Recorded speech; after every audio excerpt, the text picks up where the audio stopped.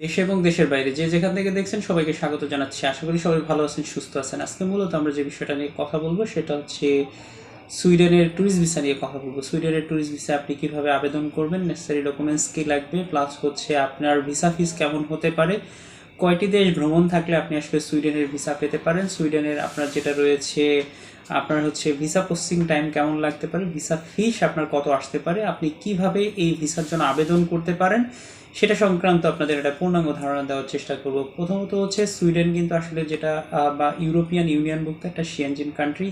সুইডেনে কিন্তু বাংলাদেশিদের জন্য অনেক ধরনের ভিসার ক্যাটাগরি ওপেন রয়েছে, যেমন হচ্ছে student visa, work permit visa, tourist visa, family visa, তারপরে যেটা রয়েছে আপনার বিজনেস ভিসা, আদার্স অন্যান্য ভিসার ক্যাটাগরি কিন্তু বাংলাদেশিদের জন্য ওপেন রয়েছে। যারা আসলে সুইডেনের ট্যুরিস্ট ভিসায় যেতে চান তারা আসলে কিভাবে যেতে পারবেন সেই সংক্রান্ত আপনাদের একটা ধারণা দেওয়ার চেষ্টা করব। প্রথমত আমরা যেটা রয়েছে সুইডেনের আসলে নেসেসারি ডকুমেন্টস নিয়ে আলোচনা করব। কেননা হচ্ছে আপনি একটা ট্যুরিস্ট ভিসায় যখন ভিসার জন্য আবেদন করবেন, ফার্স্ট কাজ হচ্ছে আপনার ডকুমেন্টসগুলোকে রেডি করা। আপনার ডকুমেন্টস যদি প্রপার না হয় তাহলে হচ্ছে আপনি কোনো দেশেরই ভিসা পাবেন না। সেই জন্য তো প্রথম কাজ হচ্ছে আপনার ডকুমেন্টসগুলোকে সুন্দর করে গুছিয়ে একটা ফোল্ডার করে আপনি ভিসার জন্য প্রিপারেশন নেবেন, আবেদন করবেন।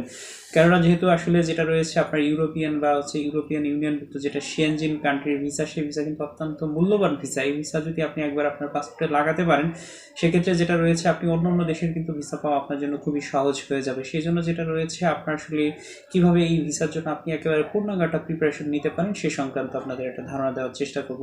ফার্স্ট কাজ হচ্ছে আপনার পাসপোর্টটাই দেখবেন যে যথেষ্ট মেয়াদ আছে কিনা, মিনিমাম যেন 6 মাস মেয়াদ থাকে। আপনার যদি পাসপোর্টে অনেক দেশের ভিসা লাগানো থাকে সেক্ষেত্রে যেন 2টা পেজ ফাঁকা থাকে, যাতে তারা স্টাম্পিং করতে পারে। যখন আপনি ফ্লাই করবেন তখন আপনার পাসপোর্টের উপরে যেন তারা আসলে ইমিগ্রেশনের যে সিলটা দিতে পারে। সেজন্য যেটা রয়েছে আপনার পাসপোর্টে যদি একাধিক আসলে ভিসা লাগানো থাকে তাহলে যেন 2টা পেজ যেন ফাঁকা থাকে। আপনার যখন পাসপোর্টটা জমা দিবেন, সাথে আপনার যদি ওল্ড কোনো পাসপোর্ট থেকে থাকে আপনার নতুন পাসপোর্টের সাথে ওল্ড পাসপোর্টটা জমা দিবেন। এরপরে যেটা রয়েছে আপনাকে ফটো দিতে হবে 35x45 mm, ছবি ব্যাকগ্রাউন্ড হোয়াইট হতে হবে। আপনি আপনার যে ছবি রয়েছে ছবির সময় আপনি যেমন চশমা প্লাস হচ্ছে কোনো টুপি ইউজ করতে পারবেন না। আপনি যদি ফিমেল হন সেক্ষেত্রে যেটা রয়েছে আপনার যেন কান দেখা যায় এরকম সুন্দর করে, যদি আপনি হিজাব পরেন তাহলে যেন আপনার কান দেখা যায়, সবচেয়ে ভালো হয়। আপনি হিজাব না পরে ছবি দিতে পারলে ভালো হয়। আর যদি আপনি হিজাব পরে ছবি দেন তাহলে যেন আপনার কান দেখা যায়, যাতে ওদের স্টাম্পিং করতে সুবিধা হয়, এরকম টাইপের ছবি দিবেন। ছবিটা কিন্তু আসলে ভিসা পাওয়ার ক্ষেত্রে অত্যন্ত জরুরি বিষয়, কেননা যখন আপনার স্টাম্পিং করবে তখন কিন্তু আপনার ছবিটা অনেক গুরুত্বপূর্ণ হয়ে থাকে। অনেক সময় ছবি যদি আপনার ভালো না হয় রিফিউজ হতে পারেন। এরপরে যেটা রয়েছে ভিসা অ্যাপ্লিকেশন ফর্ম আপনাকে ফিল আপ করতে হবে। আপনি আসলে সুইডেনের যে ট্যুরিস্ট ভিসা, এই ট্যুরিস্ট ভিসা আপনাকে যখন আবেদন করবেন তখন আপনি কী ফর্মটা ফিল আপ করবেন, তখন হচ্ছে দেখবেন যে শিয়েনজিন যে ভিসা অ্যাপ্লিকেশন ফর্ম রয়েছে এই শিয়েনজিন ভিসা অ্যাপ্লিকেশন ফর্মটা আপনি ফিল আপ করবেন। সুইডেন এম্বাসি থেকে কিন্তু আরও অনেকগুলো দেশের ভিসা নেওয়া যায়, আমি পার্ট বাই পার্ট আপনাদের জানানোর চেষ্টা করব এই ভিডিওতে, না নেক্সট অন্য কোনো ভিডিওতে আমরা দেখানোর চেষ্টা করব যে সুইডেন এম্বাসি থেকে সি ক্যাটাগরির যে ভিসাগুলো রয়েছে সেই ভিসা কোন কোন দেশের ভিসা নেওয়া যায় সেই সংক্রান্ত আপনাদের একটা পূর্ণাঙ্গ ধারণা দেওয়ার চেষ্টা করব। আপনার ফর্মটাকে আপনি কীভাবে ফিল আপ করবেন, ফর্মটাকে আপনি চাইলে কম্পিউটারাইজ করে আপনি ফিল আপ করতে পারেন। আপনার যদি লেখা ভালো হয় তাহলে আপনি হ্যান্ড রাইটিং করেও ফিল আপ করতে পারেন। আপনি যদি এই ফর্ম আপনার ভিসা পাওয়ার জন্য কিন্তু ফর্মটা অত্যন্ত জরুরি, কেননা হচ্ছে ফর্মের ভিতরে আপনার সমস্ত ইনফরমেশনগুলো ইনক্লুড করতে হয়। যদি আপনি না পারেন, যারা প্রফেশনালি এই কাজগুলো করেন তাদের কাছ থেকে আপনি সহযোগিতা নিতে পারেন। আপনাকে যেটা দিতে হবে আপনার ব্যাংক স্টেটমেন্ট দিতে হবে। ব্যাংক স্টেটমেন্ট যেটা রয়েছে আপনার যে ব্যাংকে অ্যাকাউন্ট রয়েছে সে ব্যাংকে গেলে আপনি কিন্তু ব্যাংক স্টেটমেন্টটা পেয়ে যাবেন। এরপরে যেটা রয়েছে আপনাকে ব্যাংকে যেন এমন একটা স্টেটমেন্টটা দিবেন যে স্টেটমেন্টটা যেন আপনাকে একাধিক লেনদেন হয়েছে এরকম একটা স্টেটমেন্টটা দিবেন। কেননা যখন হচ্ছে আপনি যদি কোনো ফিক্সড কোনো অ্যাকাউন্ট দেখান সেক্ষেত্রে হচ্ছে আপনার ভিসা পাওয়ার চান্স কিন্তু খুবই কম থাকবে। কেননা যখন আপনি ভিসাটা যখন একাধিক লেনদেন করবেন তাহলে হচ্ছে আপনার ভিসা পাওয়ার ক্ষেত্রে অত্যন্ত হেল্পফুল হয়ে থাকে। আমি পার্সোনালি আমার যতটুকু এক্সপিরিয়েন্স আছে আমি অনেকজনের দেখেছি যে তারা 30 থেকে 40 লক্ষ বা 20 লক্ষ টাকা দেখিয়েছে কিন্তু তার কোনো কারণে ভিসা পায়নি। কারণ হচ্ছে এই অ্যাকাউন্টটা মূলত তাদের লেনদেনটা একাধিক ছিল না, সে কারণে তারা কিন্তু ভিসা রিফিউজ হয়েছে। আপনি যদি 5 লক্ষ টাকাও আপনার ব্যাংকে দেখান সেক্ষেত্রে যদি আপনার ব্যাংকে যদি একাধিক লেনদেন হয় সেক্ষেত্রে হচ্ছে আপনার ভিসা পাওয়ার চান্স কিন্তু অত্যন্ত বেশি থাকে। সেজন্য হচ্ছে আপনি যখন একটা ভিসার জন্য আবেদন করবেন তাহলে 6 মাস আগে থেকেই আপনি একাধিক লেনদেন করবেন, যেন 100 থেকে 200টা ট্রানজ্যাকশন হয় এরকম একটা আপনি ব্যাংক অ্যাকাউন্ট দেখালে আপনার ব্যাংকের স্ট্রংটা মানে আপনার যে ব্যাকগ্রাউন্ডটা অত্যন্ত স্ট্রং হিসেবে দাঁড়াবে। আপনার যেটা রয়েছে আপনি কত টাকা দেখাবেন, যেহেতু সুইডেনটা ইউরোপিয়ান ইউনিয়নভুক্ত একটা সিএনজিন কান্ট্রি, সেজন্য যেটা রয়েছে আপনি লাস্ট 5 থেকে 6 লক্ষ টাকা দেখালেই আপনার জন্য এনাফ হয়ে যাবে। ব্যাংক সলভেন্সি সার্টিফিকেট, আপনার যে ব্যাংকে অ্যাকাউন্ট রয়েছে সে ব্যাংকে গেলে আপনাকে ব্যাংক সলভেন্সি সার্টিফিকেটটা দিয়ে দিবে। আপনাকে একটা কাভার লেটার দিতে হবে। কাভার লেটারের ভিতরে আপনি ইনক্লুড করবেন হচ্ছে আপনি কি কারণে সুইডেনে ভিজিট করতে চাচ্ছেন। আপনি যদি অ্যাজ এ নর্মাল ট্রাভেলার হয়ে থাকেন, আপনি বিভিন্ন দেশ ভিজিট করেন, সেক্ষেত্রে হচ্ছে আপনি এই কথাটা ইনক্লুড করতে পারেন যে আমি একজন নর্মাল ট্রাভেলার, আমি বিভিন্ন দেশ, সেটা আমার হবি, আমি বিভিন্ন দেশ ভিজিট করি, এই জন্য হচ্ছে আমি সুইডেনটা দেখতে যেতে চাচ্ছি। এভাবে আপনি আপনার যে কাভার লেটারটা আছে, কাভার লেটারটা আপনি সুন্দর করে সাজিয়ে আপনি লিখতে পারেন। এরপরে যেটা রয়েছে কাভার লেটারের ভিতরে অবশ্যই আপনার ইমেল অ্যাড্রেস, ফোন নাম্বার, আপনার নাম, আপনার পাসপোর্ট নাম্বার, এই ইনফরমেশনগুলো ইনক্লুড করবেন। কাভার লেটারটা যেটা রয়েছে আপনি এটা গুগলের সহায়তা নিতে পারেন। আপনি গুগলে গিয়ে কাভার লেটার লিখে সার্চ দিলে অনেকগুলো কাভার লেটারের ফরম্যাট পাবেন, যে কোনো একটা ফরম্যাট ধরে আপনি এখানে কিন্তু আপনি ইনক্লুড করতে পারেন। এরপরে যেটা রয়েছে আপনাকে প্রুফ অফ ফান্ড দেখাতে হবে। ভিসা পাওয়ার জন্য সবচেয়ে যে বিষয়টা জরুরি সেটা হচ্ছে প্রুফ অফ ফান্ড, অর্থাৎ হচ্ছে আপনি কি একটা জিনিস প্রুফ করতে হবে, সেটা হচ্ছে আপনি ফাইন্যান্সিয়ালি বাংলাদেশে অনেক স্ট্রং, আপনার ব্যাকগ্রাউন্ড, আপনি লাইক যদি ভালো জব করেন, আপনি যদি ভালো বিজনেস করেন, আপনি যদি মোর ইনকাম করেন, অর্থাৎ হচ্ছে আপনি সুইডেনে যাবেন, সুইডেন যেহেতু সিএনজিন কান্ট্রি, এখানে কিন্তু আপনার অনেকে আছে যে ট্যুরিস্ট ভিসাতে গিয়ে থেকে যায়।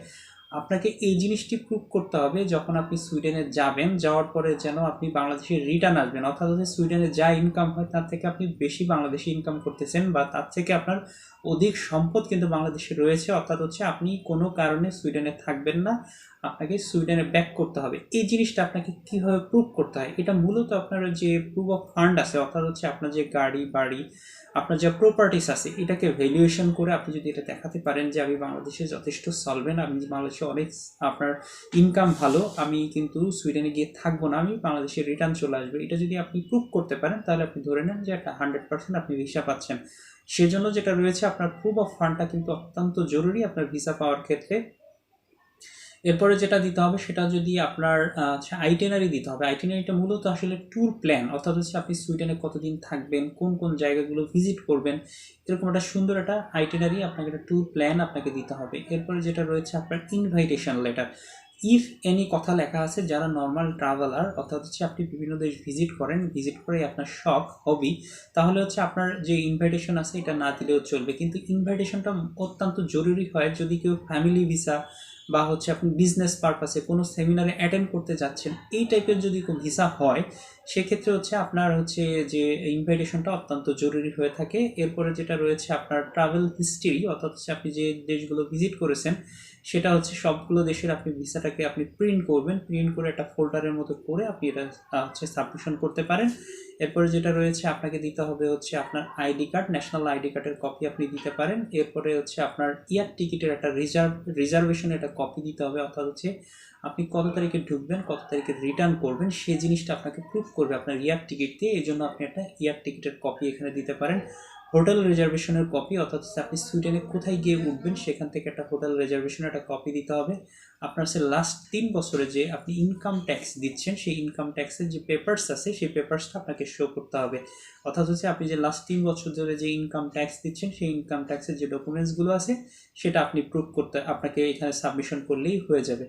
এরপরে যদি আপনি নর্মাল একজন সার্ভিস হোল্ডার হন, সেক্ষেত্রে হচ্ছে আপনাকে আলাদা কিছু ডকুমেন্টস প্রোভাইড করতে হবে। আপনি যদি বিজনেসম্যান হন সেক্ষেত্রে আপনাকে আলাদা কিছু ডকুমেন্টস প্রোভাইড করতে হবে। আপনি যদি স্টুডেন্ট হন সেক্ষেত্রে হচ্ছে আপনাকে আলাদা কিছু ডকুমেন্টস প্রোভাইড করতে হবে। আপনি যদি সার্ভিস হোল্ডার হয়ে থাকেন সেক্ষেত্রে হচ্ছে আপনার এনওসি দিতে হবে, যেটা হচ্ছে নো অবজেকশন লেটার, অর্থাৎ হচ্ছে আপনি যে প্রতিষ্ঠানে আছেন আপনার বিদেশ যাত্রা আপনার প্রতিষ্ঠানের কোনো অবজেকশন নাই, সেটা অবশ্যই আপনার কোম্পানি বা আপনার প্রতিষ্ঠানের প্যাডে এখানে উল্লেখ করে দিতে হবে।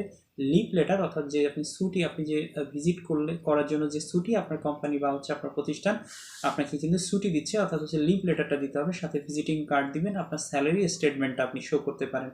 এই হচ্ছে বেসিক ডকুমেন্টস একজন সার্ভিস হোল্ডারের জন্য। আপনি যদি বিজনেসম্যান হন সেক্ষেত্রে হচ্ছে আপনার ট্রেড লাইসেন্সের কপি দিতে পারেন।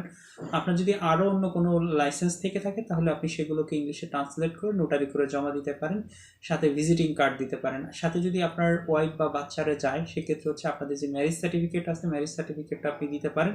যদি আপনার ওয়াইফের পাসপোর্টের ভিতরে স্পাউসে যদি আপনার নাম থেকে থাকে তাহলে হচ্ছে আপনার এটা না দিলেও চলবে, আর যদি না থাকে তাহলে অবশ্যই আপনি যেটা রয়েছে আপনার ম্যারেজ সার্টিফিকেটটা দিতে হবে, আপনার বেবিদের যে ন্যাশনাল যেটা বার্থ সার্টিফিকেট আপনাকে শো করতে হবে। আপনি যদি একজন স্টুডেন্ট হন, আপনি যদি আসলে আপনি যদি স্টুডেন্ট হলে আপনাকে যেটা দিতে হবে, আপনি যদি সিঙ্গেল স্টুডেন্ট আসলে যদি কোনো কারণে ভিজিট করতে চাচ্ছেন, সেক্ষেত্রে হচ্ছে আপনি চাইলে আপনার ফাদারের ব্যাংক স্টেটমেন্টটা ইউজ করতে পারেন। আপনাকে যেটা রয়েছে আপনার স্টুডেন্ট আইডি কার্ডটা দিতে হবে, আপনি যে ইউনিভার্সিটি বা কলেজে পড়তেছেন সেখান থেকে আপনার একটা লিভ লেটার দিতে হবে। এটা হলো মূলত বেসিক ডকুমেন্টস। এই ডকুমেন্টসগুলো আপনাকে প্রোভাইড করতে হবে। এরপরে আসেন হচ্ছে আপনার সুইডেনে যেতে হলে আপনার ভিসা ফিস কত লাগে। সুইডেনে মূলত আসলে যেটা রয়েছে এখানে ভিসা ফিস খুবই কম, 7,679 টাকা মূলত আসলে এখানে সুইডেনের ভিসা ফিস, এটা আপনাকে পে করতে হবে।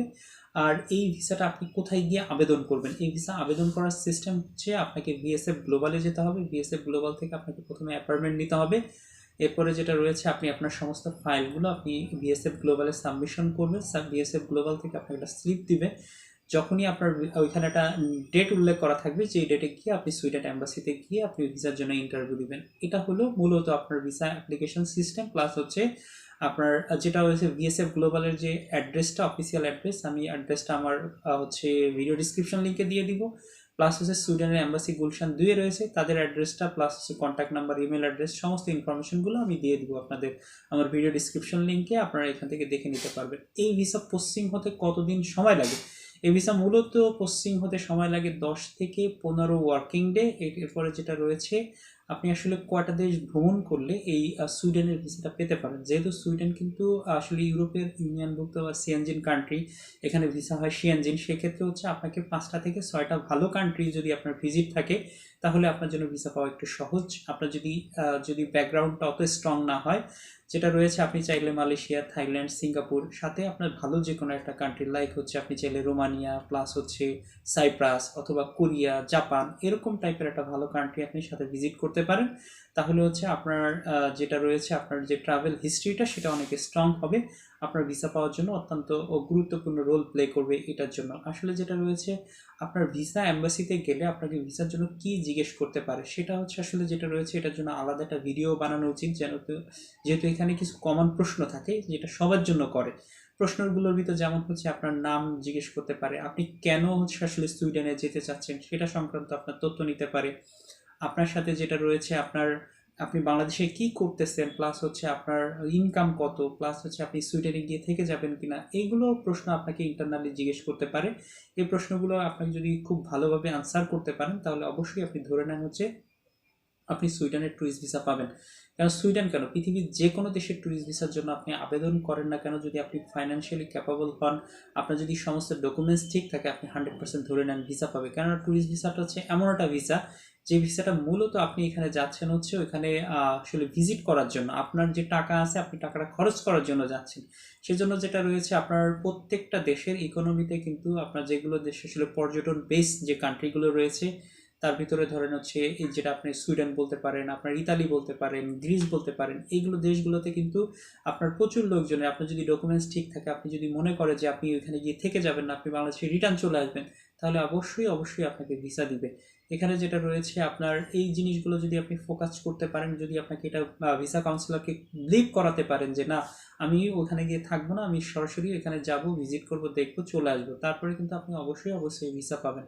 এটা হলো মূলত সুইডেন সংক্রান্ত পূর্ণাঙ্গ ধারণা। সুইডেন নিয়ে যদি আপনাদের আরও কারো কোনো তথ্য জানার থাকে তারা চাইলে কমেন্ট বক্সে আপনাদের জানাতে পারেন, আরও তথ্য দিয়ে আপনাদের সহযোগিতা করার চেষ্টা করব। সবাইকে অসংখ্য ধন্যবাদ। আজকের ভিডিওটি এই পর্যন্তই শেষ করব।